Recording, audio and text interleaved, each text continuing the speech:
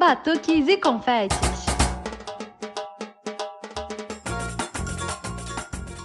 Bom, gente, nós estamos aqui em mais um episódio do Batuques e Confetes. Sou eu apenas que estou na bancada hoje, então eu só vou falar o número do episódio 173, nada de episódio, número com números ordinais, entendeu? Nada disso, entendeu? Quem manda aqui sou eu.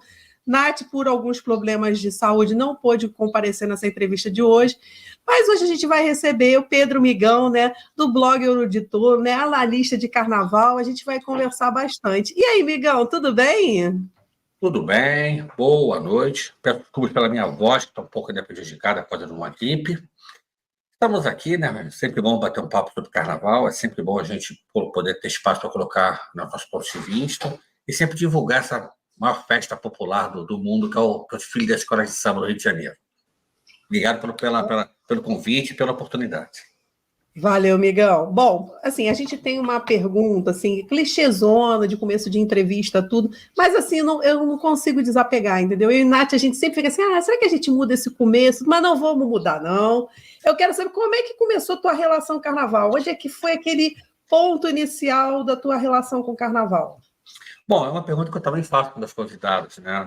Se fazia na série de memórias, então, tá ok. Eu fui criado num bairro do Rio, né?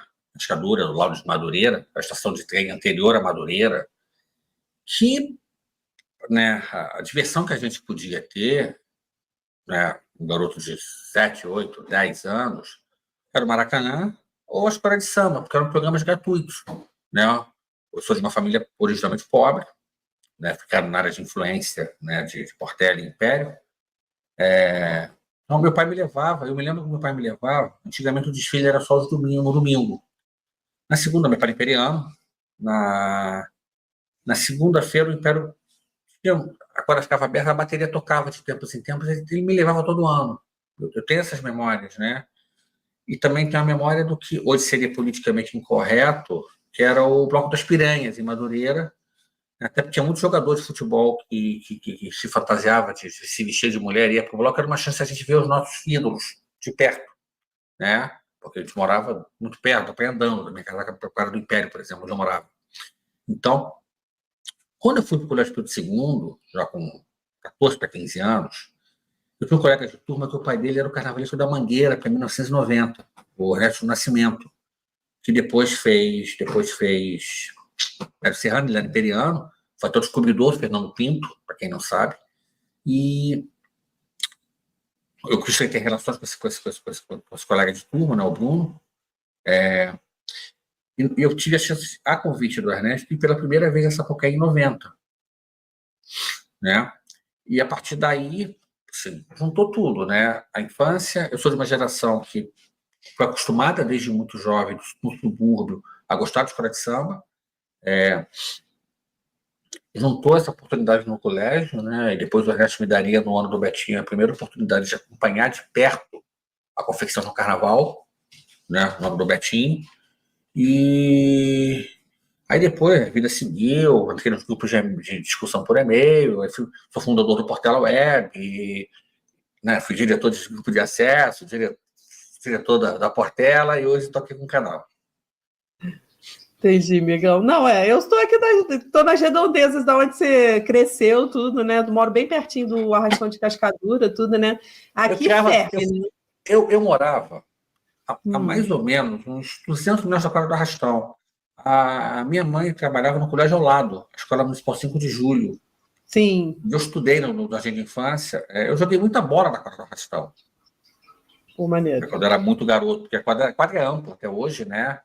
E antigamente a quadra do Arrastão tinha duas balizas para os próprios alunos do 5 de Julho utilizarem como quadra de esporte. Então eu joguei muita bola na quadra do Arrastão de Cascadura. Não, maneiro. Não, eu sempre que tem um evento do Arrastão, não pode me chamar que eu vou, porque, enfim, é só atravessar a linha do trem e já tô lá, entendeu?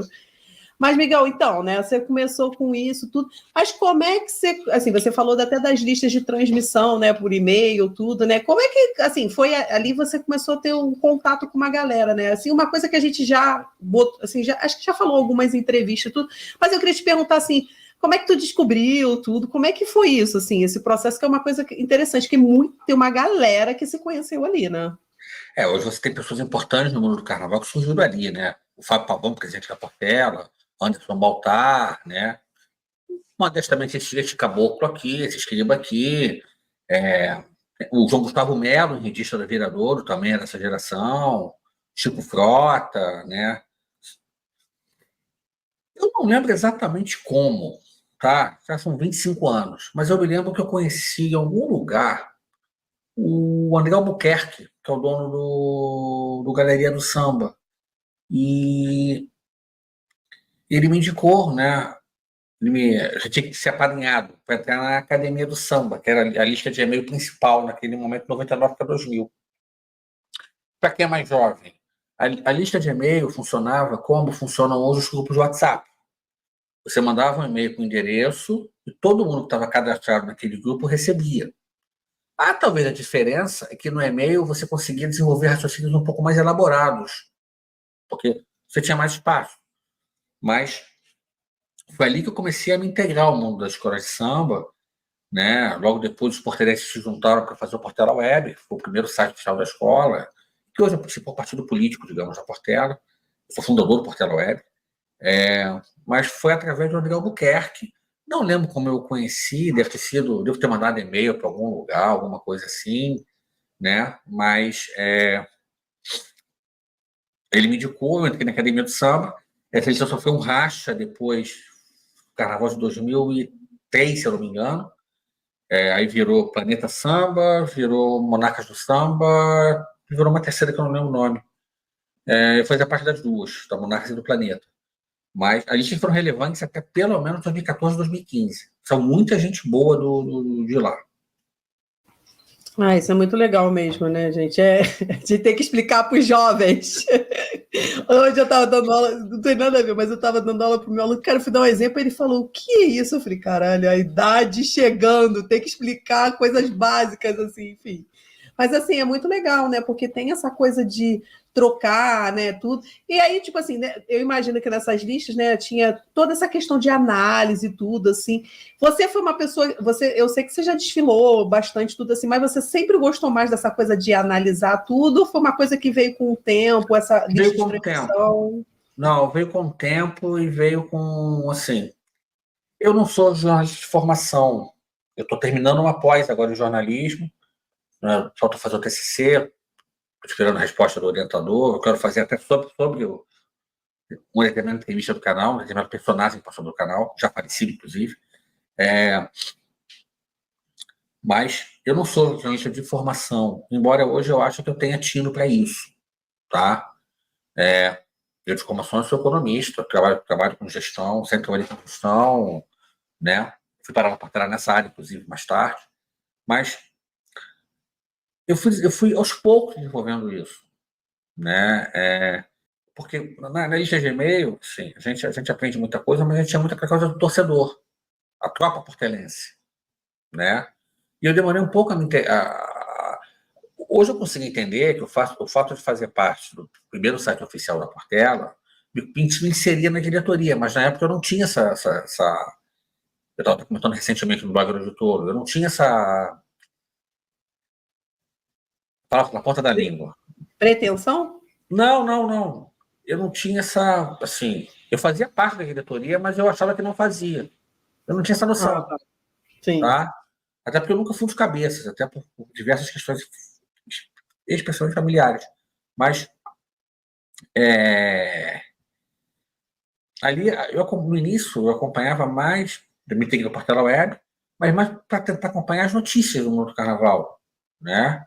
Porque nas histórias, eu sempre interessei muito pelas histórias do mundo do carnaval, né? Como diz o Miro Ribeiro, que por uma coincidência, né? Dessa trabalha hoje um andar acima do meu, no prédio Que maneiro! Mira então, demais. eu tô até para participar do programa dele, que é só também de agenda. As Munhas e Remandiolas, mas eu só fui começar mesmo a escrever, assim, lógico, eu escrevi alguns textos para o Portela Web, mas eu só fui começar a escrever mesmo sobre carnaval com o blog, quando o blog escrito, que é de 2009, e que não era um blog 100% carnaval quando começou. Na verdade, ele nunca foi 100% carnaval. Tinha coisa de Fórmula 1, não tinha? Eu acompanhava, assim, né? O Fred, eu acho que eu só via negócio de carnaval, mas assim, eu passava de vez em quando tinha negócio de Fórmula 1. O Fred, que é meu braço direito no canal hoje, era no blog escrito, ele é jornalista de automobilismo, tanto que ele trabalha hoje na apuração da Fórmula 1 da Band. Então ele escrevia sobre Fórmula 1, né? Na época dos Olimpíadas do Rio, a gente fez um trabalho muito grande, eu e o Rafik, que hoje também colabora com a gente no canal, um trabalho olímpico, até porque chegou um momento do pré-Rio 2016 que só a gente sabia o esquema de trânsito. Eu estava num momento de trabalho que eu estava pouco demandado, eu fui estudar isso, qual vai ser, que ninguém tinha. Eles tinham um trabalho muito bom nas Olimpíadas do Rio, pré-Olimpíadas. Né? Copa a gente também, fizemos relatos dos jogos, mas eu comecei a escrever sobre carnaval no blog escrito, por que quanto pareça, em 2009, 2010. Mas o blog escrito nunca foi um blog sobre carnaval, e o próprio canal surgiu completamente por acaso. Depois, se você quiser, a gente pode contar essa história, mas o canal surgiu por acaso. Tá aqui na pauta, tá aqui na pauta. Vai, continua. Mas, assim, eu fui tomando corpo aos poucos. Eu virei gente depois do grupo de acesso, do grupo B, mas... E é curioso pensar que a minha inserção no carnaval, Noves Fora, blog mais canal, sempre foi pela minha profissão original. Uhum. Tanto no Boideira quanto na Portela, eu estava na área financeira, de organização financeira. Sim, o jornalista surgiu em 2020, a verdade é essa. Sim. E hoje eu sei que mesmo não sendo jornalista formado, terminando essa pós, eu faço um trabalho, com todo respeito, melhor do que de muitos jornalistas formados. Mas sim, também para paz à frente na conversa. Uhum. Não, amigão, e eu acho, assim, isso que você está falando, tudo assim, né, eu acho que a gente tem né, a gente que gosta das histórias, tudo assim, né, eu acho que, tipo assim, como a gente conhece também muito sobre o assunto, a gente às vezes pega um gancho que alguém não pegaria, tudo, né, enfim, não é né, descredibilizar quem é jornalista, nada disso, mas eu acho que a gente tendo essa vivência, a gente também tem um olhar diferenciado que realmente ajuda, assim, sabe, para justamente, sabe, né, entrevistar a pessoa, né, conseguir tirar uma história, tudo, eu acho que isso ajuda bastante, entendeu? Tem uma outra coisa também, eu trouxe da minha profissão para o trabalho no canal. Eu trabalhei a vida toda, agora até que tem tanto, eu trabalhei a vida toda usando informação e traçando cenário, que é uma coisa que ninguém no mundo do carnaval faz. Então, eu o tempo todo eu cruzo informação e traço cenário. Com todo respeito, eu acerto muito do que eu falo, porque eu consigo, só de cruzar informação, entender o que vai acontecer à frente. É uma vantagem competitiva que eu tenho, porque era a minha profissão. 30 anos quase trabalhando com isso, 25 anos, não. 25 anos trabalhando com isso. Então, é evidente que a gente tem que aprender a trabalhar onde a gente tem uma vantagem. Com certeza. Eu não tenho a técnica de reportagem, eu não tenho a técnica, eu sou muito intuitivo, mas eu tenho essa vantagem da análise que eu consigo, por usar informação e traçar cenários o tempo todo, a gente consegue antecipar certas coisas, até porque o mundo do carnaval é extremamente previsível, né? Diga-se de passagem. Com certeza. Tem coisas, a gente já vê aquilo e gente já vai dar nisso, vai dar naquilo, né? É fogo, é fogo. Então, mas aí me conta, então, como é que você falou, né, sobre o Portela Web, tudo. Conta um pouquinho mais, assim, sobre isso, né? Como é que foi esse processo, tudo. Queria saber um pouquinho mais. Ali por 99 para 2000, perto do carnaval de 2000, começou a acontecer. Aquela emissão era uma mega lista de e-mails, que originalmente tinha esse nome porque era originada no Departamento Cultural do Salgueiro. Era coordenada pelo André Jobim, que hoje está, ninguém sabe, ninguém viu, desapareceu do meio. Nem quem era amigo dele sabe onde ele está. Sei que está vivo, mas não... O que aconteceu? Os torcedores das escolas começaram a criar subgrupos.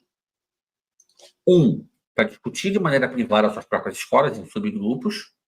2, começar a se organizar para participar da vida dessas escolas. Como é que funcionou com o Portela Web, né? O Portela Web, oficialmente, é de 25 de novembro de 2000. Foi o dia que tudo foi ao ar o primeiro site da escola. Tá? A gente montou um plano de trabalho, embora não tinha esse nome na época, e apresentamos à diretoria do então presidente Carlinhos de Maracanã, e com uma proposta: olha, eu sei que vocês não conhecem, vocês não confiam, nós vamos fazer de graça o site de vocês, só vão ter que pagar a hospedagem. Né? O Marquinhos, que depois teve se envolvido naquele imbróglio da eleição de 2004, que voltou e foi presidente da Estácio de Sá depois, comprou, que era o braço direito do Carlos Maracanã, comprou a ideia. Não, deixa os meninos fazerem. Era todo mundo na faixa de 25, 28. O presidente Pavão tem praticamente a minha idade, ele é um ano mais novo que eu acho. Eu vou fazer 50 esse ano, ele é um ano ou dois mais novo que eu. Era todo mundo mais ou menos na mesma faixa etária, né? E a partir dali, eu nunca fui cabeça, eu sempre fui coadjuvante, né? Até pela vida que eu levava naquela época, né? Assim, e depois chegou um momento que no Portela Web, o grupo de 15, só eu e mais um, éramos casados com filhos, isso muda a nossa dinâmica, né? Então eu sempre fui coadjuvante, né? Mesma coisa no movimento Portela Verdade, eu sempre fui coadjuvante, mas os cabeças do grupo, entre ele e o atual presidente Pavão, né, o atual diretor de marketing Paulo Renato Vaz, começaram a se enturmar na vida política da agremiação, né? Mas foi a partir daí, os torcedores da Portela que se juntaram na Academia do Samba para discutir a escola e surgiu a ideia de se fazer um site que ainda hoje, o site, embora eu acho que não tenha sendo atualizado há algum tempo, mas ainda hoje é um site de referência de história da Portela. O primeiro texto que eu escrevi na internet sobre carnaval foi para o Portela Web, com o perfil do Dom Nogueira. Dom Nogueira ou Zequete? Não, foi Zequete. Dom Nogueira foi depois. Sim. Pô, isso é muito maneiro, né? Se debruçar na história, tudo, assim, né? Não, e a gente descobre umas histórias, assim, muito boas, né, gente? Umas histórias que a gente fica, meu Deus, gente, como é que a maioria das pessoas não sabe tudo, né? É muito legal isso, né? Exatamente. Então... perdão, Fábio. Não, exatamente. E ainda mais, a memória da escola de samba é muito maltratada. Quais são, né?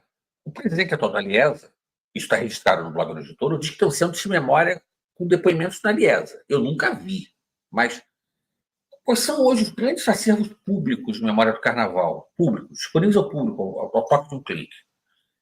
É o Samba Leal do Eugênio Leal, é o ex-Boi com Abóbora, que mudou de nome, agora é o canal pessoal do João Gustavo Melo, e o nosso do Blog de Touro. São três iniciativas tocadas por particulares no momento de folga, na raça. Está errado isso. Está errado que o Pedro Miguel seja nos principais, o Blog de Touro seja nos principais locais de memória do carnaval. Está errado. Sabe? Diz que no Museu da Liesa vamos retomar um projeto de depoimentos, né? Mas, né, não sei também se naquilo do da volta a gente compra, né? Mas depois eu sou crítico, né? Mas deixa para lá, né? Mas a memória do Carnaval Carioca é muito maltratada. E se você conhece isso aqui, você vira rei. É o caso clássico. Eu não me considero um super pesquisador de Carnaval. Eu sou muito empírico. Mas eu sou considerado hoje uma referência na história do Carnaval porque ninguém dá atenção a isso. Porque é triste. Muito triste.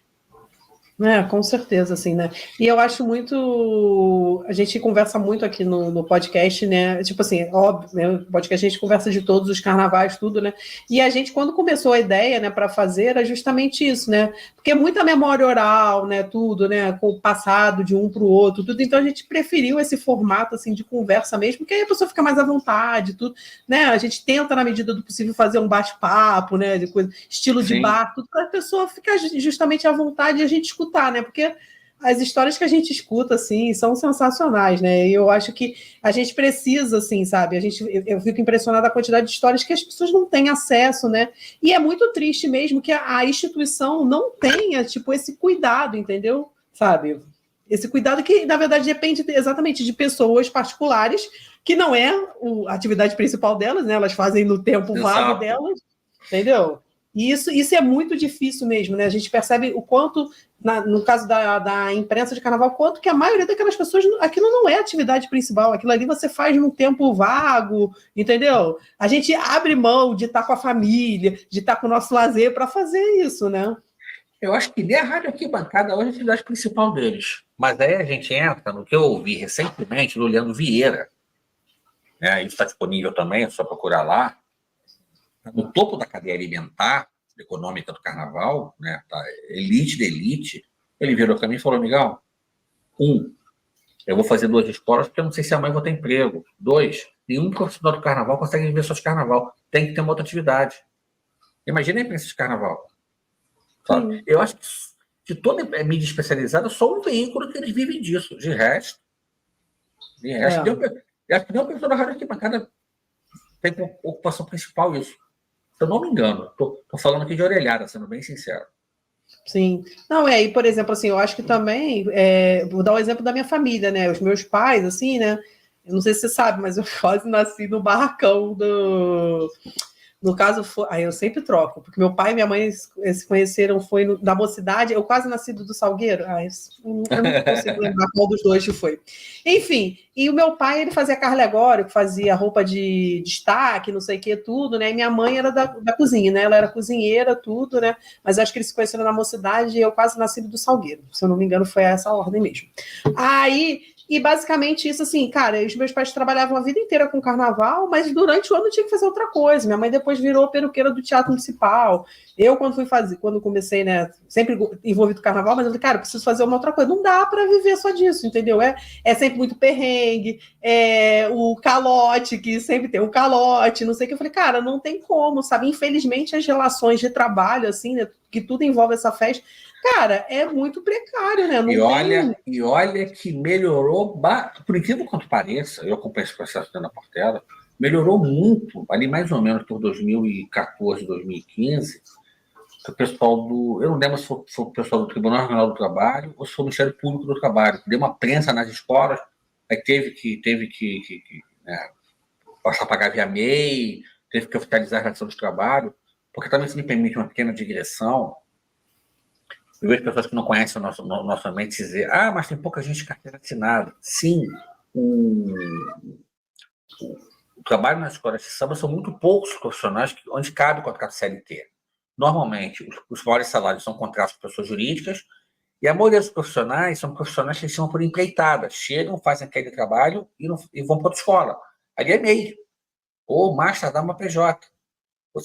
Profissionais de carteira assinada na escola hoje, realmente são poucos, desculpa eu matando português, são poucos pela natureza do trabalho, mas depois de 14, 15 mais ou menos, houve uma pressão muito grande do MPT, não sei se foi do MPT ou se foi do TRT, e melhorou bem a situação, mas ainda tem muita informalidade, né? Tem muito calote, né? Sabe? Muita ação discricionária, se é que me entendem, né? Para não pagar, né? E lá na Vevaco, né? Não, eu acho que assim, já melhorou bastante assim, essa questão das relações, mas enfim. E tem essa característica das relações em si mesmo. Realmente não dá para ficar todo mundo CLT. Mas assim, né? Fazer um negócio certinho, entendeu? Contrato, cumprir fazer um contrato. Eu acho que dos meus pais nunca tiveram contrato em nenhuma das escolas que eles trabalharam. Nunca. Eu não Que eu me sei como lembro está nunca. agora, tá? Eu não sei como está agora. O Conselho do Conselho tem 3 anos na prática. A Portela já conseguiu regularizar tudo. Ali por 19, 18, né? Depois de pandemia, eu ainda fiquei no Conselho mais 2 anos, mas eu já estava bem afastado, eu já estava tocando canal. Fiquei bem afastado. Mas, assim, depois da pandemia, eu me afastei bastante da escola. Pandemia e pós-pandemia, pago muito para o canal. Mas a Portela tinha isso tudo, não pagava em dinheiro vivo, que é outra questão, pagar em dinheiro vivo, né? Mas tem escola que é crônico esse problema até hoje, né? No especial, tá? Sim, eu sei. Eu sei, exatamente eu sei. Igor, e essa a tua experiência, né? Você comentou assim, né, que trabalha, né, da área de economia, tudo, né? E eu acho que é um dos grandes desafios das escolas de samba essa questão financeira, né? Então, assim, é óbvio assim, né? Eu queria te perguntar assim, como é que foi trabalhar nessa questão financeira das escolas e também numa, assim, né? Você falou que já foi de outras escolas, tudo. Como é que foi, assim, a filosofia, né? Porque tem essa filosofia né, do calote, tudo, assim, como é que foi, assim, para botar em ordem, entendeu? Vamos lá. São duas coisas diferentes. Eu trabalhei a vida toda. Hoje eu estou um pouquinho fora disso, eu faço um outro trabalho, né? Eu fui analista de orçamento de custos a vida toda. E uma coisa que eu digo sempre é o seguinte: o mundo do carnaval não sabe fazer conta. Eu tive 2 experiências mais fortes. A primeira foi no Boiadeiro do Governador, que era no antigo Acesso B, na Sapucaí, oficialmente entre 2007 e 2010, mas no último ano eu estava bem afastado. Então, eu considero até o Carnaval 2009. Eu fui diretor de planejamento, né? Qual era a minha missão? Organizar a escola dentro dos limites que ela tinha, né? Um desfile. O Grupo B, naquele momento, 2007, 2009, ele era do tamanho que a Série Ouro tem hoje. 4 alegorias, 55 minutos, mais ou menos 1.500, 1.700 integrantes. Uma verba que, mesmo corrigida, talvez seja um quarto da verba que a Série Ouro tem hoje. Talvez, né? Seja um quarto. Então, era algo mais de organização. Eu não era o financeiro, não era o que assinava o cheque. Eu era o planejador. Eu era o cara que fazia o orçamento, né? Mas, assim, eu costumo até brincar. Quando eu peguei, eu virei todo boi da ilha, minhas filhas mais velhas estavam com menos de 2 anos e menos, eu já tinha acabado de nascer. Então, eu estava brincando outro dia no Lago do Getúlio que eu inaugurei o conceito do home office no carnaval. Porque eu fazia meu trabalho no bandeira todo de casa, por e-mail, Sim. Excel, né? Porque não podia estar nos lugares, com 2 filhas recém-nascidas. As minhas mais velhas, a diferença da idade é 1 ano e 4 meses. A mais velha para hoje do meio. Então, né, eu inaugurei o conceito de home office, porque era quando eu tinha um tempo, às vezes no almoço, estava no trabalho, no almoço, era tudo Excel, você não tinha sistema. Acho que até hoje não tem, é tudo Excel. Eu desenvolvi o Excel de controlar as contas da escola e tal. É uma experiência, uma. A segunda foi já na Portela, no movimento Portela Verdade. Eu costumo brincar dizendo que eu sou o Gabeira do movimento Portela Verdade. Por quê? Bom. O Gabeira do sequestro do embaixador americano, ele não era um dos protagonistas, mas como ninguém falava, ele virou um protagonista. É a mesma coisa, como os cabeças do Portela Verdade, ou estão mortos, no caso do Falco, ou não falam, para o presidente Fábio Pavão é um caso desse, como eu já falei algumas vezes sobre o Portela Verdade, o canal até sai do Portela Verdade, eu posso te explicar depois, indiretamente, eu virei meio que Fernando Gabeira do Portela Verdade. Eu sempre fui um coadjuvante na situação, desde a escrituração da chapa, na eleição, mas como ninguém fala, eu virei o Gabeira. Eu era do Conselho Fiscal, ou seja, pelo menos na Portela, nas outras escolas, o Conselho Fiscal funciona como auditor. Tá? Sim. Ele é um auditor do departamento financeiro, né? Só que a gente encontrou a Portela em 2013 num caos tão grande, todo mundo teve que meter a mão na massa para organizar. Tanto que a primeira planilha de controle de custos, quem desenvolveu fui eu. Depois passaram lá, a Portela sim, usa um sistema, não sei qual, mas usava pelo menos, né? Não sei se ainda usa. Até porque administrativamente a Portela regrediu alguns aspectos da pandemia para cá, claramente. Mas a gente tem que meter a mão na massa para a gente contar. Para vocês entenderem, guardadas as devidas proporções, a gente pegou a Portela em situação financeira pior do que esse grupo autóctone na direção do Flamengo, pegou o Flamengo em 2012 para 2013. Guardadas as devidas proporções. Nós pegamos a Portela devendo 2 anos de faturamento. Tá? Olha o que apareceu depois. A Portela paga até hoje o dinheiro daquele tempo. Bom, tinha parcelamento que iria até 2025, né? Também eu saí do conselho em 2022, eu não sei de lá para cá, não sei o que aconteceu. Porque mesmo eu não conseguia as 2 assembleias. Eu sou sócio da escola, do jeito eu voto, ainda sou, mas eu parei no conselho por acaso. Eu era sócio, de jeito a voto, Não sabia fazer conta. da área financeira. A ideia do Falco era montar um conselho fiscal com todo mundo da área financeira, e assim somos, né? Hoje eu que me afastei. No primeiro ano a gente tem que sentar e organizar, porque realmente não tinha nada. A escola não tinha nada. Para quem não sabe, o presidente Lino Figueiredo para fungir na cadeia por causa de roubo de dinheiro da Portela, depois que a gente chegou às eleições. Depois, o trabalho de auditor é diferente, né? E eu sempre fazia o trabalho das receitas. O Sábio, que hoje é o presidente do conselho, na época não era, fazia as despesas, né? E o Wanderson, que hoje é secretário-geral, que é uma pessoa muito influente na Portela e muito pouco conhecida, era o presidente do conselho que fazia toda a amarração. Hoje é secretário-geral da escola. Então, eu passei a cuidar da auditoria na parte das receitas, porque era algo mais simples. Lógico, quando apertava a parte de auditoria de despesas, eu dava uma ajuda. Mas eu sempre eu acho que eu falei isso em público. Mas eu passei a sempre fazer a parte das receitas da Portela, controlar as receitas da Portela. Inclusive, muitos dados que eu já comentei no canal são dados que eu tive acesso na Portela, né? Então, era um trabalho mais simples. Era um trabalho até que para mim era bem tranquilo, porque depois que a gente organizou a escola, era basicamente eu recebendo financiamento dos relatórios de receitas e consolidando, né? E aqui e ali eu pedia para dar uma olhada num contrato, mas era muito raro, por amostragem. Não, Miguel, eu acho muito interessante mesmo, né, a gente saber um pouco sobre isso, né, porque eu acho que essa questão das finanças das escolas, né, a gente sempre vê aquela coisa, aquele dinheiro chegando em cima da hora, tudo. Cara, tem que ter um mínimo de organização, né, eu acho que é uma coisa que você mesmo fala, né, eu acho que o grande problema das escolas nem sempre é o dinheiro, eu acho que é o fluxo de caixa, né, é você que fala isso? Exatamente isso. Hoje, né, houve um problema muito forte de dinheiro com o Crivella, tá? Mas hoje o problema maior é o fluxo de caixa. Para explicar para quem é leigo nisso, você tem um estoque de dinheiro, são as verbas que a escola vai ter durante aquele carnaval. Por exemplo, na Portela, o nosso ano fiscal era de maio a abril. E não muda muito para as outras escolas, o que faz sentido, né? Eu costumo brincar que a gente tem o mesmo ano fiscal do futebol americano, né? Que o nosso Super Bowl é logo depois do Super Bowl. O Super Bowl tem ano até que cai. Esse ano até caiu, se eu não me engano, no domingo de carnaval, o Super Bowl, né? Inclusive, teve um ano que o meu time foi campeão no mesmo momento que a Portela desfilava, 2007 para 2008, isso. Uau! New York Giants. New York Football Giants. Mas o que acontece? Então, o estoque, todos os valores que você tem, esse estoque hoje é suficiente para fazer carnaval. Eu te garanto isso. O problema é o fluxo de caixa.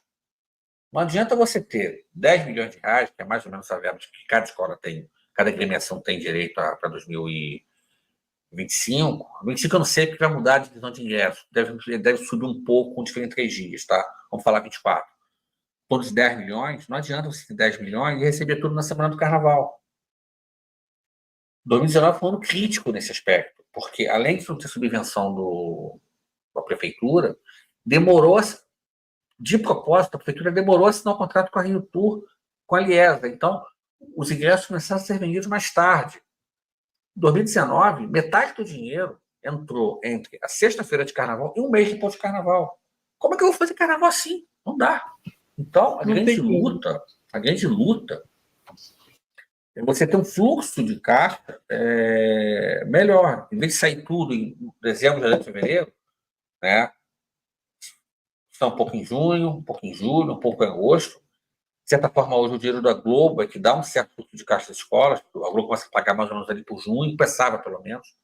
Acho que não mudou, ali por junho, né? Aí quando chegava novembro, acabava o dinheiro da Globo, mas começava a entrar dinheiro de ingresso. Grupo especial que eu tô falando, tá? Interior do departamento. Mas as subvenções precisam sair antes, especialmente dos grupos de acesso. Especialmente dos grupos de acesso. Porque você consegue montar um fluxo de caixa. Dinheiro tem, não tem fluxo de caixa. Vou mais além. A maioria dos patronos hoje não bota dinheiro na escola, não adianta. Ele faz o fluxo de caixa, depois ele tira. Como é que faz isso na contabilidade? Eu não sei. Eu não sei. Isso aí é outro departamento. Outra história, né? Mas né, e a gente tem expectativa para 26, né? Para 25, no caso, de aumento de subvenção do governo do Estado, uma situação que fatores que, uma coisa, eu estou acompanhando até razoavelmente de perto, e especialmente o desfile em 3 dias, que vai aumentar a receita de ingressos. Porque mesmo que você tenha uma diminuição do preço das arquibancadas, né? Parece que já em agosto vão sair os preços, estou dando de primeira mão aqui, vão sair os valores, do de agosto, você vai ter um aumento abrupto dos camarotes. Então, você vai ter Isso também vai gerar um efeito que pouca gente se tocou. O dinheiro dos compositores que ganharem o samba vai aumentar também, porque ele na função do número de dias e do número de ingressos vendidos. Assim, o que hoje dá 400 mil vai dar 600. Isso vai virar guerra de foice no escuro, como dizia meu pai.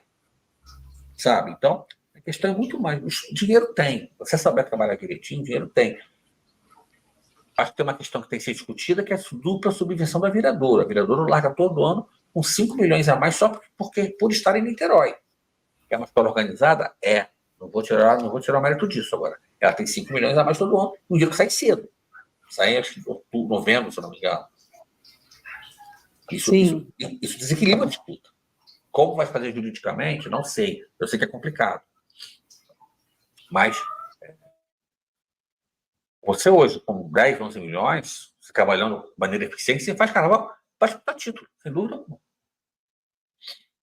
Com certeza, amigão. Olha, é porque estamos só a gente hoje, então eu estou gostando desse papo de dinheiro, números. Nath, se tivesse aqui, ia falar, gente, muda essa pauta que eu sou de humana, enfim, tudo. Mas vamos dar né, o pessoal que está escutando aqui, né? Eu queria que você falasse um pouquinho mais, assim, sobre o blog, né? Sobre essa virada do blog, assim, com a pandemia, tudo, né? Porque eu acho que muita gente te conhece, eu acho que também por causa disso, dessa iniciativa que você fez da série de memórias, tudo, entendeu?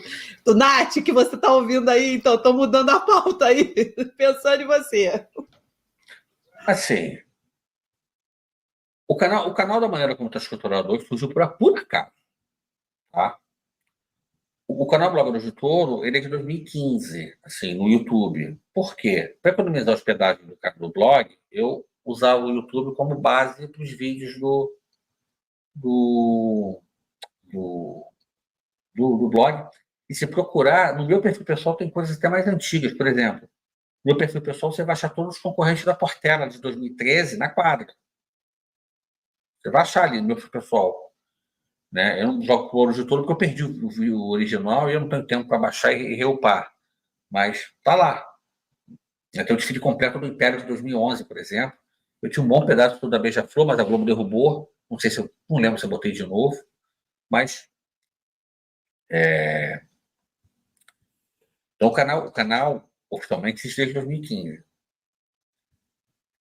Chegou em 2000, na pandemia, eu fechei o blog escrito. Eu estava numa fase muito complicada em termos pessoais, passando por um processo, primeiro, de assédio moral no trabalho muito, muito pesado. Eu vou escrever um livro com as histórias que eu tenho de assédio moral e de privatização da empresa que eu trabalhava.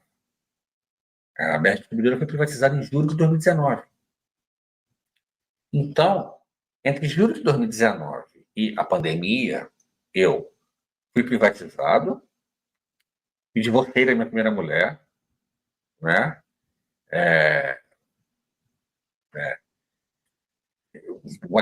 Assim, as pessoas do meu trabalho dizendo que eu era burro, que eu não servia, etc. e tal. Eu sempre digo que o que me salvou aquele ano foi a fase do Flamengo. Chegou uma hora que o Maracanã era meu refúgio, em 2019. Era onde eu me sentia bem, me sentia feliz. Era o único lugar que eu me sentia feliz, aí dentro do Maracanã. Porque foi muito pesado aquele segundo semestre. Chegou em 2020, eu encerrei o canal escrito, porque eu não estava numa fase boa, assim, sendo violentamente questionado, violentamente criticado. Eu encerrei, foi ali em junho, julho. Foi logo depois que eu conheci minha atual esposa, a Laura. E mudou minha vida, fique claro. Aí o que aconteceu? O Samba Rio, eu estava morando meio que de favor, tanto que as primeiras lives do canal são feitas eu sentado na cama, no quarto que eu ocupava. O Samba Rio me convidou, também tinha um projeto meio de memórias. Eu vou voltar porque o blog escrito ganhou importância no meio do carnaval por conta da série Histórias do Sambódromo, que eu e o Fred Sabino fizemos juntos. Aliás, o texto é 80% do Fred. Eu vou voltar a essa questão da História do Sambódromo. Eu fui convidado para fazer uma live sobre 2014 e contar um pouco do processo do Portal da Verdade no site Samba Rio. Só que eu não conhecia como funcionava a live. Então, não. Vou fazer uma live teste. Eu convidei o saudoso Bruno Malta, jornalista que nos deixou no passado, né, um acidente estúpido de trânsito aqui pertinho, na 28 de setembro. Né? Bruno, vamos fazer, porque eu quero entender como funciona o negócio da live. Não faria no YouTube, porque eu não tinha. Antigamente, hoje qualquer um consegue fazer live no YouTube. Antigamente você tinha que ter 1.000 inscritos para fazer live no Tinha YouTube. uma parada dessa, verdade. Né? Então a gente fez acho que até no Facebook, a gente fez a live. Né? Depois eu baixava e subia no YouTube. Né? Fizemos uma live técnica sobre o Carnaval de São Paulo e tal.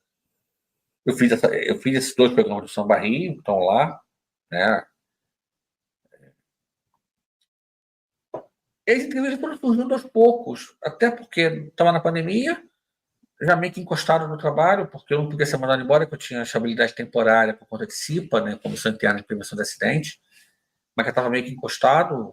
Né, eu, em junho de 2020, eu fui afastado do trabalho que eu fazia, fui jogado no outro trabalho, não tinha nada a ver, eu virei helpdesk de TI.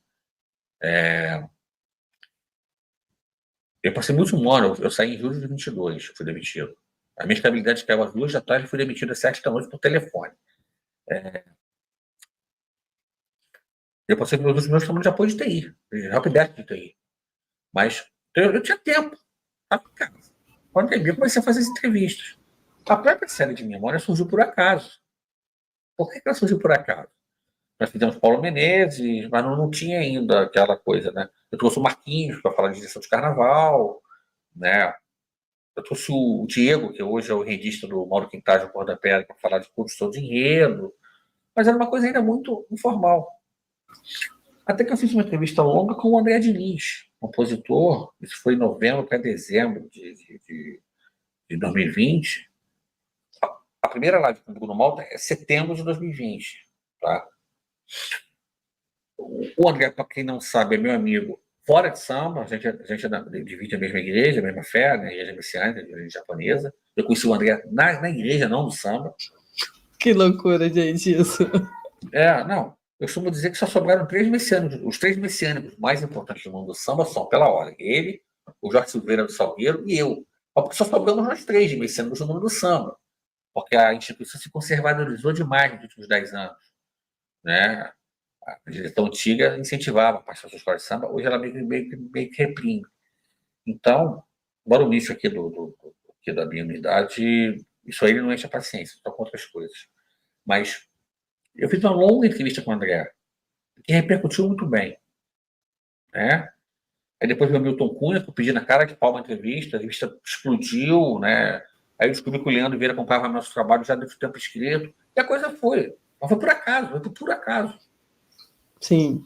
Né? E, de certa forma, eram entrevistas muito longas. A maior dela foi com o Jaque Vasconcelos, que durou 7 horas e 46 minutos. Meu Deus! Jesus! Essa do Jaque eu não vi. Não, eu vou te falar que eu não vi todas, não, dessa série de memórias, essa entrevista porque realmente era muito longa. Essa entrevista foi uma sexta-feira, nós começamos às 7 da noite, acabamos às 3 da manhã. E nós ficamos depois até umas 6 falando mal da vida dos outros fora do ar. Muito bom. Pra você ter uma ideia, eu desliguei, eu tomei banho e fui buscar minhas filhas na casa da mãe. Porque no final de semana eu com ela, direto. Meu Deus, Miguel. Eu tive que pegar às 8. Né? Depois eu limitei a 2 horas, 2 horas e meia no máximo, depois eu tive Covid. Eu tive Covid 3 vezes. Depois da segunda Covid que eu tive, sim, onde se eu não forço uma barra para não ser internado, talvez eu não tivesse saído, né?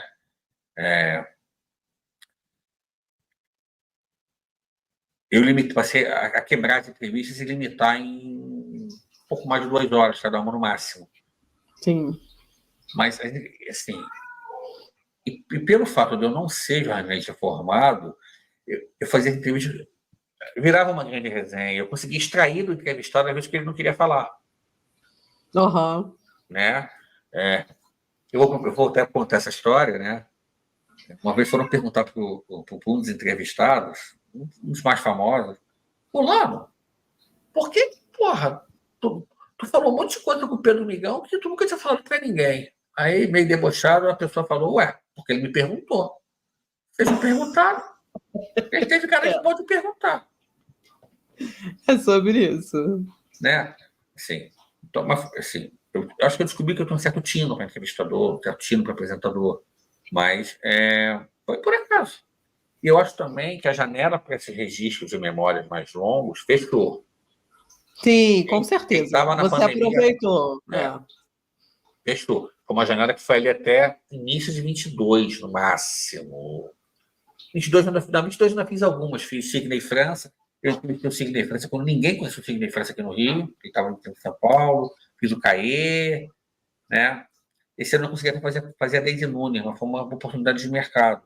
Eu acho que você não consegue mais botar a pessoa 2 horas para falar, mesmo com programa de live. É difícil. As pessoas têm Não, suas vidas. é, eu acho o seguinte, assim, a gente também, quando começou, a gente começou em mais de 2020 também, né? Então, aquela coisa de estar em casa, tudo, a gente começou a perguntar. No começo, a gente começou com pessoas mais próximas, né? E aí, como eu sou mais de escola de samba, a Nath mais, né, bloco de rua, tudo, a gente foi meio que mesclando tudo, não sei o quê.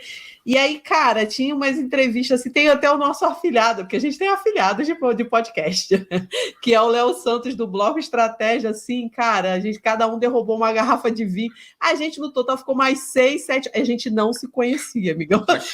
Mas tinha isso. No início, a gente fazia Entendeu? entrevista, sempre com um copo de cerveja. Sim.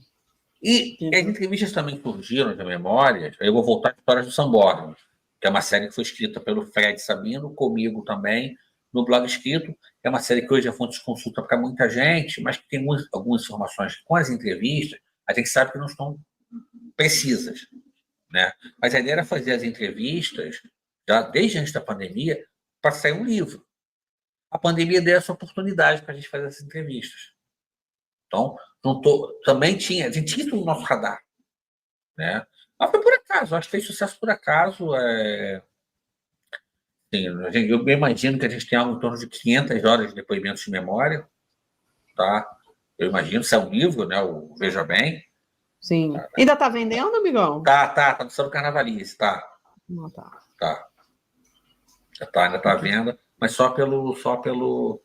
Eu tô com outros 2 projetos, mas nesse momento, aliás, 3 projetos, mas nesse momento impossível de tocar. Um até está iniciado, que são as memórias do Luiz Meirelles. Eu tenho alguma coisa de material de depoimento gravado, mas eu tenho outros 2 projetos que estão na gaveta, para que minha filha mais nova estiver um pouco mais crescida, ou tiver com um horário um pouco menos atribulado, eu vou voltar a tocar. Não, eu acho que é isso, assim, sabe? Assim, eu gosto muito desse formato de conversa, tudo, assim, né? Mas, assim, ter um livro, assim, esse é muito legal, né? Tem uma galera que acessa isso, assim, eu acho que também dá uma credibilidade maior, entendeu? Tem uma galera assim, pô, mas tu tem um livro sobre isso também e tal, tudo, assim. Eu acho que é legal, assim, sabe? É bem, bem interessante. Mas é um negócio que dá muito trabalho, né? É de um trabalho, tudo. Aí depois tem edição, enfim, né? Aí que tá. Eu trabalho com ao vivo bruto. Eu não sei editar vídeos, eu não tenho. Eu digo sempre que a grande diferença minha para o Eugênio Leal é que o Eugênio pega vários depoimentos e edita. Eu não sei mexer com edital. 95% das entrevistas de memórias, ou no próprio canal como um todo, são ao vivo. Sim. Né? E quando eu faço gravado, eu aviso logo para o entrevistado: olha, é um ao vivo fake. Nós vamos gravar, mas não tem edição. A única edição que a gente faz no máximo é botar a marca d'água do canal, só. Uhum. Eu não sei mexer com edição de vídeo, eu não tenho. A gente tem um editor que, nas horas vagas, o Gustavo, você conhece. Sim, conheço. Que... Desceu no carnaval no dia do. Acho que foi o segundo dia da Série Ouro. Fui eu e meu pai, voltamos de metrô com ele. Aí eles. Acho que ele soltou e a gente vê, enfim, eu não me lembro agora onde que ele soltou exatamente, tudo a gente. Ele nem mora no Rio, ele mora em Curitiba, então ajuda a gente. Né, com as capas, mas depende da demanda dele. Né? Por exemplo, a gente subiu hoje, no dia da gravação, 11 de julho, o Samba da Rocinha concorrente. Eu estava com o Samba há uma semana, mas eu dependia dele e só pôde fazer hoje. Então, a gente fica muito...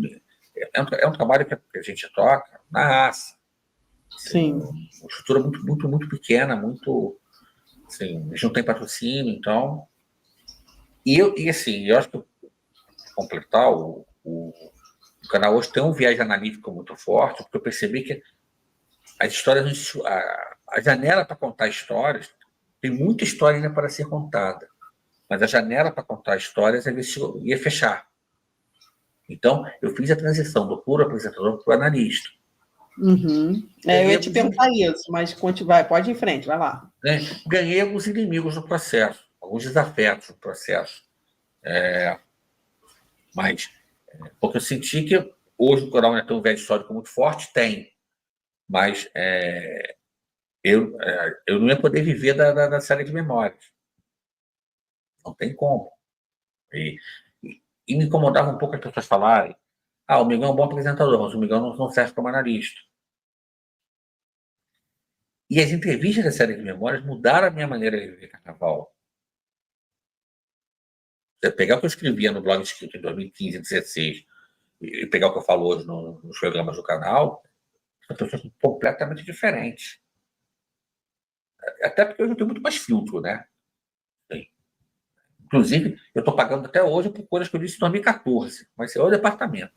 Gente, as pessoas, gente. Vai.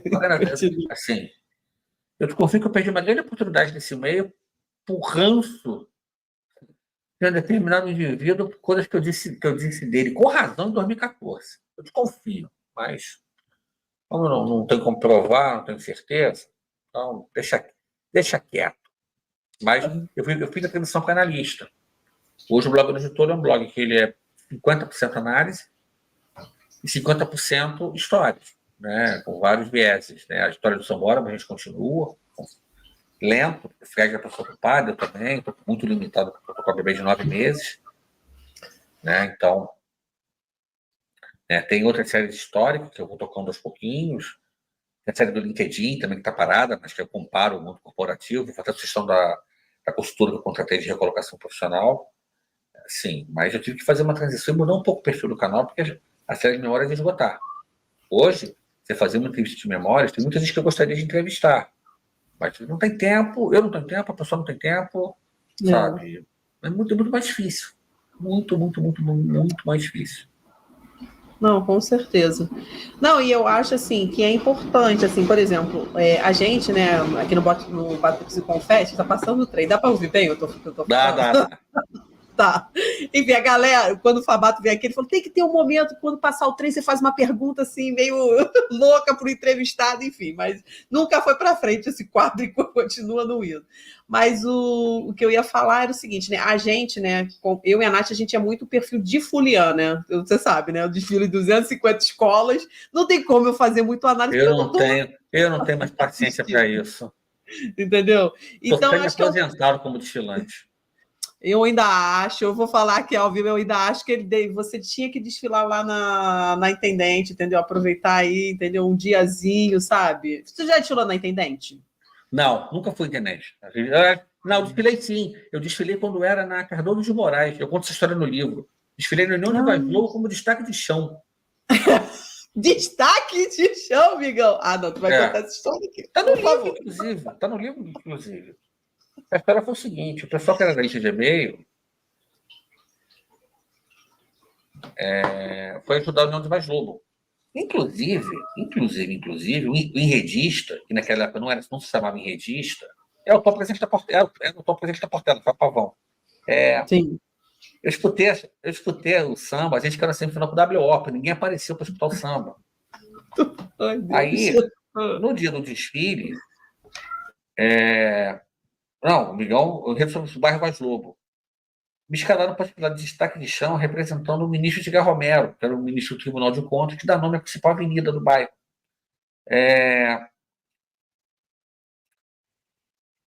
Fui eu, né? Com terno surrado pra cacete, muitas horas de voo na igreja messiânica e tal. Mas tirei destaque de chão, de terno, guarda-chuva. Nunca fui tão aplaudido na minha vida. E o desfile foi parar na Intendente por causa daquela noite. Porque naquela noite tinha uma escola chamada Gatos de Bom Sucesso, da comunidade do Adeus. O pessoal de uma outra comunidade de Bom Sucesso, que era de outra facção, invadiu, deu tiroteio do cacete, saltiro. O desfile foi pequeno que Magalhães por causa desse tiroteio. Em 2001. Acho que já para 2002, se eu não me engano. 2 ou 3, já para tenente. Então, por causa disso, esse tiroteio, confusão generalizada, o desfile acabou 9 horas da manhã, da quarta-feira de cinza, casou pra caralho. Hoje eu tinha me mandado, porque eu desfilei e fui embora. Não. Eu me lembro que eu saí da ilha na terça-feira à noite, de terno, gravata, guarda-chuva, porque o bicho de Armero estava no guarda-chuva, de ônibus, eu não dirigia, né? Eu não podia nem dizer que estava vindo para bloco, só podia dizer que estava vindo para a igreja. Eu estava na casa da minha então namorada, minha primeira mulher. Sim. Eu fui para o Bom Sucesso do ônibus, 901. Sabe o 901? Bom Sucesso Guaraná? Veio um monte de comunidade. Pois é, era eu. Depois voltei de ônibus, 2 horas da manhã. Hoje eu não tenho mais coragem para isso. Eu virei de volta de táxi, mas, porra. É isso, legal. Essa história é maravilhosa. A única vez. A tendência é que eu faça a série prata ano que vem. Por quê? 2024 eu só fiz especial porque eu paguei ingresso. Para 25 eu não vou ter dinheiro para comprar ingresso, até porque minha esposa não volta. Eu não vou ter credenciamento decente. Para ficar na Presidente Vargas, ou na sala de imprensa fechada, com as janelas fechadas, eu vou. Tá. Sim, me pergunta o que o Blog do Futuro vai fazer ano que vem. A tendência é que a gente faça a série prata. Tendência hoje. Há uma promessa do novo setor de imprensa italiana que eu vou dar uma credencial que me permita trabalhar, mas eu acredito vendo. Então, tendência que eu faça, mas eu estou para a internet há alguns anos. Sim. Tomara que você vá, entendeu? Que você vai viver várias vezes. Eu tenho um convite para desfilar na série Ouro ano que vem. Vamos ver se eu vou ter paciência para desfilar.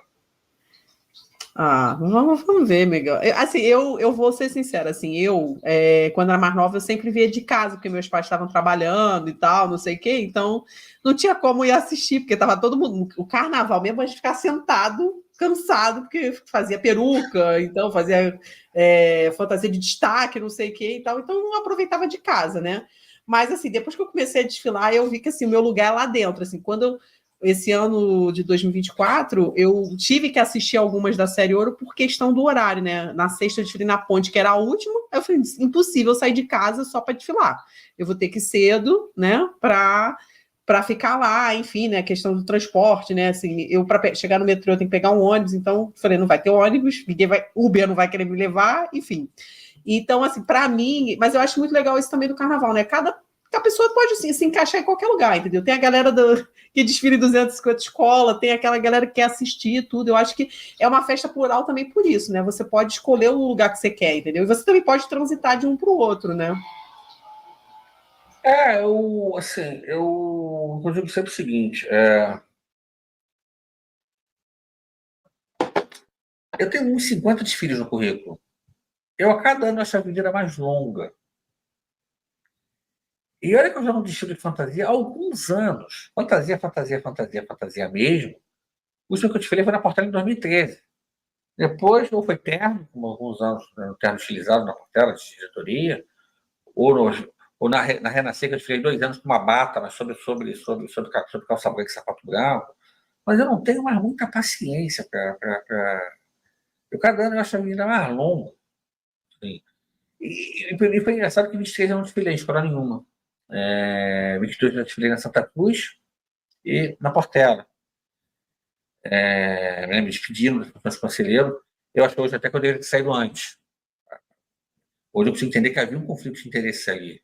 Embora as pessoas que me conhecem do canal não liguem ao fato de que eu fui da diretoria da Portela, fui do conselho da Portela, a não ser próprio portelense.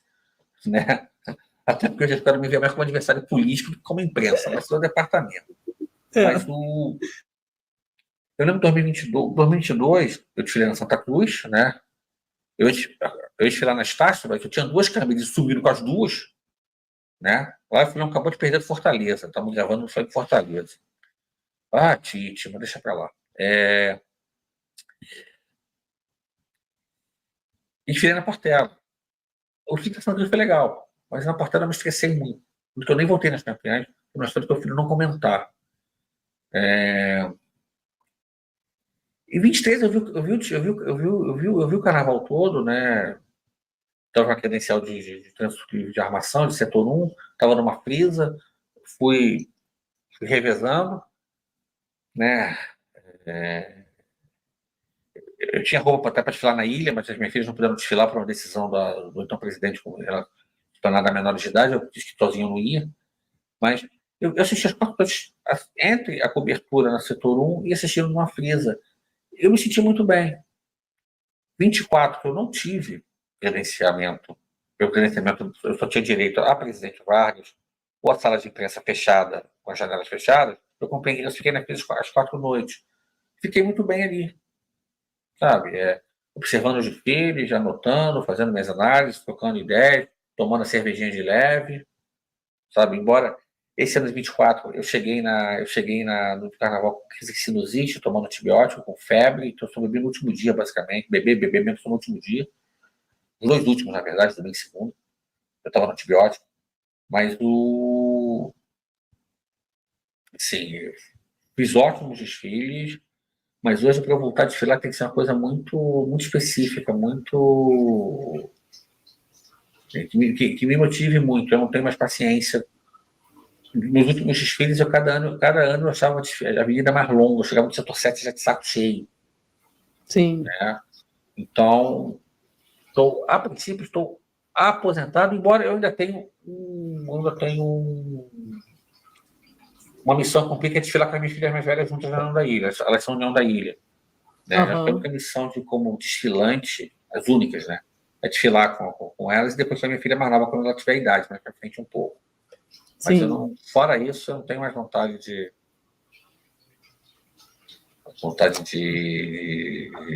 já me diverti muito, mas hoje eu meio que incorporei o lado analista. Eu vesti eu vesti o cavalo analista, digamos assim, fazendo uma comparação, até uma analogia, né? O cavalo do analista. Eu procuro observar o desfile sempre com um olhar muito olhar do jurado. Sabe? O olhar do jurado. Né? Mas sem desfazer do todo. Lógico que eu costumo dizer que eu sou um generalista da festa. Eu entendo um pouco de cada coisa, e para o trabalho que eu faço no blog hoje tudo é mais suficiente. E que eu entendo profundamente? Finanças e história. Fora isso, eu entendo o suficiente para poder fazer minhas análises embasadas. Né? Mas, assim, vou chamar para dar uma aula de fantasia. Não, eu não vou dar aula de fantasia. Até quando eu fui da Portela, no conselho, eu tive que aprender os principais materiais para poder fazer auditoria, poder entender, mas eu sou um generalista da festa. E está tudo bem. Sim. O papel que a gente faz no canal lá hoje é o que precisa ser. Somos os únicos que fala de gestão, que fala de finanças, né? Tem muita gente que acha o assunto chato, né? Você viu que aqui você pode voltar sempre para a gente fazer especial finanças, entendeu? Fica à vontade. Somos 2 contra 1. A Nath vai estar aqui. Nath, você fica quietinha aí, que é entre a gente. Fala. E até curioso, isso me rendeu muita antipatia nessa chamada bolha, porque as pessoas me consideram um analista muito crítico. Mas não é que eu seja um analista muito crítico. Eu aponto que eu acho que está certo, que eu acho que está errado. Dentro do meu ponto de vista. O problema é que as pessoas estão tão acostumadas com baba-ovo, e quando alguém faz um trabalho mais equilibrado, vira crítico. Sim. Eu reconheço que eu sou uma das pessoas mais detestadas pela bolha hoje. Se as pessoas vissem o canal como me detestam, acho que assim, as coisas seriam melhores, especialmente em termos financeiros do canal, digamos assim. Sim. Migão, olha, o papo tá bom, a conversa tá boa. Dava pra gente ficar muito mais tempo. Mas olha só, pra gente fechar, entendeu? Tem um momento aqui, né? Você vai voltar depois, entendeu? Porque a gente nem ia falar de Samirê, do Pombo, um monte de coisa, mas aí, enfim, o papo enveredou pro outro lado e é assim mesmo, né? Enfim, é bom que a pauta não esgotou, a gente pode marcar mais pra frente, tudo, né? Mas agora chegou o momento da nossa entrevista que eu encarno a terapeuta, entendeu? Eu tenho meu caderninho, né? E aí eu vou perguntar para você vai fingir que está no divã virtual, entendeu? Respirar fundo. Tá com a terapia em dia, amigão? Mais ou menos, mas eu faço online, então estou acostumado. Então tá bom. A gente entrevistou uma outra pessoa que não estava com a terapia. Eu falei, então vai começar por aqui, depois você arranja a tua outra terapia aí. Amigão, olha, respira fundo e diz pra gente o que o carnaval representa na tua vida. Uma grande paixão. Eu acho que, assim, né, eu despender o tempo que eu despendo, assim, um retorno financeiro que não existe, ao contrário. Esse ano até que não, porque eu não estou podendo, mas só gasto tempo, dinheiro. Estou muito limitado, tanto em termos de tempo quanto de dinheiro. Estou conseguindo manter. Eu acho que é uma grande paixão. Para mim, hoje também, acho que é a grande... Né, eu sempre tive muito firme a ideia de legado. Né? Eu acho que o carnaval vai me permitir deixar um legado de vida. Né, com as entrevistas, né? De certa forma, esse trabalho de análise é um trabalho de documentação, para quem for estudar os carnavais mais para frente. Então, mas é uma paixão, acho que é isso, é uma grande paixão para mim, uma grande... de certa forma, eu sou uma pessoa mais ou menos conhecida. Eu devo ao carnaval, né? Estou dentro do meio, devo ao canal. Isso é bom para autoestima, né? Aqui e ali alguém para, reconhece. É bacana, né? Então, mas eu acho que é uma grande paixão e uma grande válvula de escape também, sem dúvida alguma, dessa rotina massacrante que a gente vive. Não, com certeza, amigão. Olha, obrigada. Queria deixar aqui claro, né? Tipo assim, aqui na entrevista mesmo, né? Que eu sou fã do seu trabalho, né? Eu sou, né, uma das apoiadoras do blog, assim, me ajudou muito, né? Durante a pandemia, as lives, assim. Não vi tudo, né? Porque a gente que produz conteúdo não consegue ver tudo. A gente tenta, aos poucos, assim, de vez em quando, assim. Eu geralmente escuto quando eu tô na cozinha cozinhando, né? Eu vou para a cozinha, já levo assim, vou escutar o blog, vou me atualizar, tudo, assim. Mas eu queria te falar que eu sou muito fã do teu trabalho e eu acho que é importante isso, entendeu? E eu vou deixar esse espaço final para você divulgar, né, o blog Olho de Touro. Agora é hora do jabá, amigão, se joga. Inscrevam-se no canal Blog Olho de Touro, né? A gente tem um trabalho de análise, um trabalho ainda histórico. Temos nosso clube de membros, que a partir de R$ 2,99 mensais se apoia o canal. A partir de R$ 7,99, que é o plano acima, a gente tem um grupo de WhatsApp, que esses sócios que pagam acima de R$ 7,99, como você mesma. A gente até antecipa muita coisa ali. A junção lá em cima, da hora que estava pronta, no WhatsApp do grupo, antes da final começar. Gente, eu saí de casa vestida de baiana para quadra, já com o samba da junção pronto, entendeu? Então, mas eu fui, gente. Vocês viram lá no Batucos e Confetes, tem eu lá na final. Então, aliás, desculpa, um comentário. continua. Um comentário. Eu não tenho mais paciência para essas finais que acabam às 7 horas da manhã. Eu não tenho mais a menor paciência. Zero. Nem quando eu era diretor da Portela eu ia à final, só na primeira. Mas vamos lá. Sim. A verdade foi na segunda, mas tive uma crise de pânico, eu fui embora muito antes de começar as apresentações. Caramba. Mas vamos lá. Inscreva-se no canal, né? Assim, divulgue nas redes sociais. Se gostou do nosso trabalho, divulgue. Trabalhos como o Batucos Confete, como o nosso, né? Depende muito de divulgação. Até para o próprio algoritmo, seja do Spotify, seja do YouTube, entenderem que é relevante indicar mais pessoas. A gente faz um trabalho sem patrocínio, sabe? O apoio dos assinantes, o apoio de quem pontualmente nas lives faz o seu superchat, faz o seu pix, né? blogorojotoro.gmail.com. Então, é o que eu peço. Conheçam o blog Olho de Touro, né? Também pelas redes sociais, mais no X, principalmente. Eu uso pouco o Instagram. Não tenho muita paciência para aquele modo de vida bonitinha do Instagram. Uso pouco. Então, queria agradecer o convite para poder falar, porque não, assim, são raros os convites que eu recebo para falar, para fatores que eu não vou comentar aqui. Eu dei uma prévia no meio da entrevista, mas não vou comentar aqui. Então, divulguem, conheçam, divulguem o Batucos Confete, divulguem o Blog Olho de Touro. E nós temos várias iniciativas sensacionais no meio das escolas de samba, né? Não vou falar de bloco, porque eu digo que eu gosto de escola de... Eu não gosto de carnaval, eu gosto de escola de samba, são coisas diferentes, né? Então, o produto que você gosta, apoia, tem dinheiro, faz um superchat, inscreve-se no clube de membros. Não tem, divulga nas redes sociais. Então, esse é o apelo que eu faço. Conheçam o Blog Olho de Touro, conheço outras iniciativas, né? E eu estou sempre à disposição nas redes sociais, estou sempre, assim, falo com todo mundo, respondo todo mundo, converso com todo mundo, posso às vezes demorar. Eu tenho uma filha bebê ainda em casa, né? Mas eu estou à disposição e estou à disposição do carnaval. Porque quem gosta de carnaval, quem se dispõe a fazer um trabalho de carnaval, escola de samba, no meu caso não é nem carnaval, é escola de samba, tem que estar à disposição das escolas de samba. O meio que tem problemas, mas que também tem muita coisa bacana. É um meio que eu não aceito dizer que é meio de bandido, porque nós estamos no Rio de Janeiro, sabe? Eu vou permitir uma historinha para a gente encerrar, né? Eu fui da diretoria de um cara que foi um dos maiores matadores da PM do Rio, e o cara foi um dos melhores gestores de pessoas que eu tive, um dos caras que mais respeitavam os saberes técnicos. E essa é a contradição do Rio de Janeiro. Então não vem dizer Exato. que está mentindo escola de samba é bandido, porque não está. O Rio de Janeiro é isso. É tudo junto e misturado. tá? Queria agradecer o convite, a oportunidade, e a gente volta para falar de disputa de samba, de 3 dias, de pombo, que aliás o pombo é uma espécie de extinção, tá? Só dou esse teaser. O pombo é uma espécie de extinção, eu acho muito salutar isso, é uma espécie de extinção.